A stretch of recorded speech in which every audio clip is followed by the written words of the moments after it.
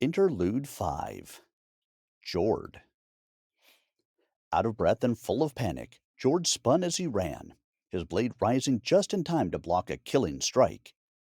The impact sent him reeling, and his clumsy counterthrust was knocked away with little effort. The chasing Inquisitor slashed at his leg, cutting a deep swath of crimson. Jord yowled, stumbling back on unsteady feet. The Inquisitor made his move, dropping low and pouncing on Jord, blade angled downward. Jord's sword vibrated in his hand. He opened his fingers, and the blade shot forward, sinking into his attacker's chest. Jord glanced back at Artie, faint green wisps curling from his fingertips. "Thanks, Artie," he huffed, struggling to get the words out through his throbbing leg pain. "Don't mention it." Pulling himself up with a groan, Jord limped over and clasped his companion on the shoulder, equal parts gratitude and the need for balance. "We need to go," Jord said, eyeing the rising Inquisitor. "Any chance you know where we're going?" Artie stared at their enemy for a second, eyes wide with fear and fascination all at once. "According to my estimates, we should be nearing some form of loading bay or dock. A facility such as this would likely need several." George spun him around, cutting him off as he pushed him forward. Now wasn't the time for Artie's typical long-winded speeches. They needed to find a way out of this maze as soon as possible. Jord had no idea where the others were, had no idea if they were safe, or even alive. They'd all fled in separate directions after the chain room. A terrible idea in hindsight. Getting to the chain room itself had proven to be difficult. The corridors of the Citadel were designed to confuse and disorient intruders. Not only that, their meager team was outnumbered and outmatched by the Lord Inquisitor and his ilk. Cal and Ovette could hold their own against the Inquisitors. Likely Shay, too, if she were pushed to her limit. And though he may be counted among the potent, his swordplay left much to be desired. And then there was Artie. As if reading his thoughts, Artie asked, "Oh, what about Cal and the others? We're leaving without them." Jord answered through gritted teeth, the pain in his leg pulsing with every step. "No choice, Artie. But we plan to return, correct?" Jord stayed silent. He feared telling Artie the truth would slow him down or cause him to become even more unraveled than he already was. It was likely that either it was unlikely that either of them would see Cal or Shay again. They knew the dangers of assaulting an enemy's stronghold as much as he did. Jord? Artie pressed. Let's focus on getting out of here. Then we can plan for the future." Jord hated not telling him the truth, but bad situations sometimes called for bad answers. And right now, that was the best Jord could offer. Whether by luck or Artie's intellect, they rounded a corner and passed through a door into a cavernous storeroom.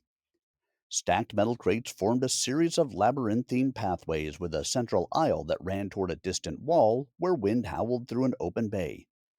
"There!" Artie proclaimed, rushing into the aisle and pointing at a small cargo skiff tethered by a chain. "Do you know how to control one of those?" Jord asked, limping behind, blood soaking his trouser leg. "No," Artie shouted back, "but I believe the currents generated by the gale outside should provide me with enough time to—" "All right, I get it," Jord snapped, seething against the pain in his leg. His wound burned with every shift of weight. "Just do what you need to do, what you can." Jord was no medical expert, but it was obvious even to him that the Inquisitor had struck a vital artery. An injury that sat between fatal and survivable, depending on his immediate actions. Voices echoed from the corridor behind them. Jord dove to the side of the winding metal pathways and risked a glance at the storeroom's entrance. Two Inquisitors stalked into the room, one with a fresh bloodied opening in his armor. Behind them, Quentin followed. casting his gaze among the metal stacks with a triumphant grin. Jord, he called out, his sing-song voice dripping with mockery. With a hand over the opening in his leg, Jord crept forward, leaning on the crates for support.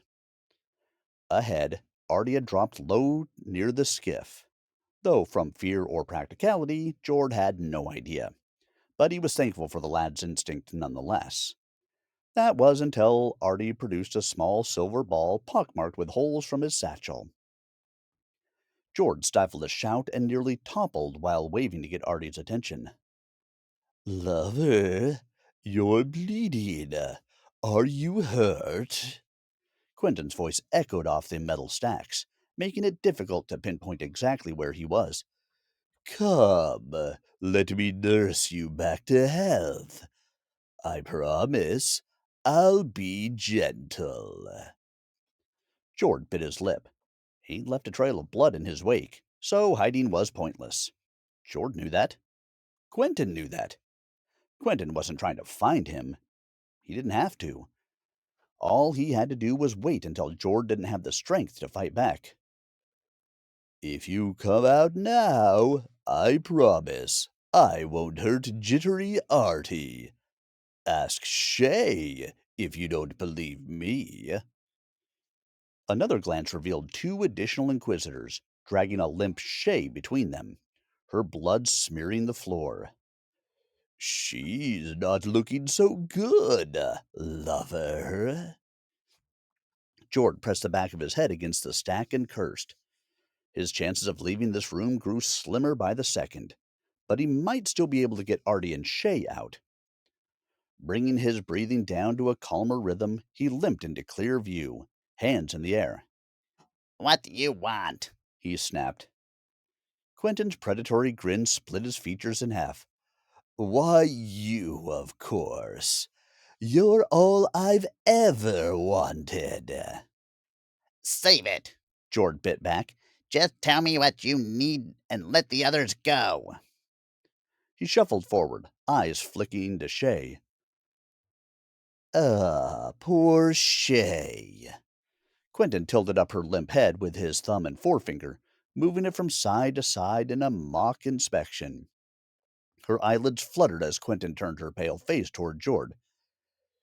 I doubt she'll make it. At least not without immediate medical attention. His smile dropped. He didn't need it. The threat didn't need embellishment. Bastard, Jord gritted through his teeth. Quentin dropped Shay's head and threw his own back in laughter. Believe me, I've been called worse. Much worse. Like traitor? Jord spat. Traitor? Quentin pressed a hand to his chest. My loyalties have never wavered. Not for a second. I would never. Oh, he laughed again. You mean a traitor to you? Jord's anger burned like coals in his throat. His body shook as he tried to maintain his balance. Nothing he could think to say would do justice to how much he despised Quentin in that moment. Even his many years of tutelage and study left him wanting when it came to describing how much he wanted to tear the smug smile from Quentin's face. He could only glare and seethe. You've no idea how long I've waited to put you and your friends in your place. Dirty little rats, the lot of you, always scurrying and scheming, holding on by a thread and following that piece of hollow-born filth as he murdered his way across the continent. Quentin's mirth curdled into utter contempt. You sicken me. You're not worth our empire's mercy. Our empire? Finally caught on, have you? I've spent years by your side, and all you ever did was whine and complain about how things should be different. All that time, and you never once suspected your bedmate was one of the oh so mean Davids. Pathetic. George's jaw trembled, the taste of copper flooding his mouth as he bit the inside of his cheek. What do you want? Isn't it obvious? I want you. All of you, Quentin said, stepping forward and eyeing the puddle of blood just beneath George's dripping leg. The Lord Inquisitor wants the information in that pretty little head of yours. The location of the other rebel cells. How organized you all are. Everything. George clocked Quentin's interest in his leg. He braced himself and exaggerated a wince as he leaned into the wound, hoping to sell his uneven balance. We have your word we won't be harmed? No more than you already are. Quentin stepped closer, his shit-eating grin returning. Who knows? I might even treat you myself, for old time's sake. Quentin was close, enough for his scent to wrap around Jord. Subtle sandalwood and dark roast. Not long ago, Jord would have given anything to smell that aroma once more. Their parting had hurt him more than he cared to admit to others, and some stubborn part of him clung to the idea that their love hadn't been entirely false. Swallowing hard against the lump in his throat, Jord pushed his doubt to his stomach.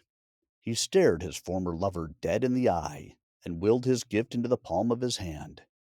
Heat flickered against his skin, and in an instant he leveled his hand and shunted the bright orange gift fire into Quentin's armored chest. The blast flung them apart. Quentin crashed into the Inquisitors behind him, and Jord collided with the nearest metal stack, gasping as the wind was knocked out of him. He had just enough wherewithal to cough and splutter. Artie, now! A metallic ping and bright white light filled the room. George shielded his eyes, but the resulting glare from the flash of light still burned at the edges of his vision. Artie rushed forward and attempted to pick Jord up. Get Shay, he sputtered, waving Artie off. Get to the cargo skiff. Thankfully, Artie did as he was told and hauled Shay to her feet. Whether she was alive or dead didn't matter. Jord refused to leave her behind. The muscles in his leg blazed as he forced himself up. He braced his one arm against the crates and hobbled after a struggling Artie. Where would they run? What had become of the rebels assaulting the town hall? Was there any chance they were still alive? Doubt flooded his thoughts. The rebellion had come close to destruction plenty of times in the past, but they'd always resurfaced. Somehow. This time felt different. Final. Pain slashed across his back, waist to shoulder, and his leg buckled underneath him. Where do you think you're going? Quentin hauled him up by the hair, voice stripped of its usual charm. Dizziness swam through Jord, and it was all he could do not to throw up. Artie yelled in panic a few paces away from the cargo skiff, but his words were lost to the ringing in Jord's ears. Stay right where you are, Artie, Quentin yelled, spitting his rage all over Jord's cheek. Drop Shay, or I'll open his throat. Artie froze, and Shay slumped to the ground. Her eyes flickered open, meeting Jord's. Wincing, she held her side and pushed herself up on her elbow. Quentin's blade bit into Jord's skin as he squirmed. He stared at a half-conscious Shay, pouring all his thoughts and plans into that look, praying that she understood. Artie, Quentin ordered, step away from the skiff. Artie flinched, but did as he was told. He looped his arms under Shay's and helped her to her feet. Jord watched and waited until they were a few paces to the side of the cargo skiff, just off to the edge. Good. Now. Jord flared his brand before Quentin finished, poured the last of himself into his palm. Feeling the cold drain on his body, he stretched out his hand and sent a ball of gift fire into the cargo skiff's exposed engine. Steel sawed across his throat, and blood gushed over his clutching fingers as he threw up his hands to the open wound. He fell forward as heat from the engine's explosion washed over him, Shay tackling Artie over the lip of the landing pad. The last thing he saw. The blast ignited the contents of the closest crate. Jord didn't care. His work was done.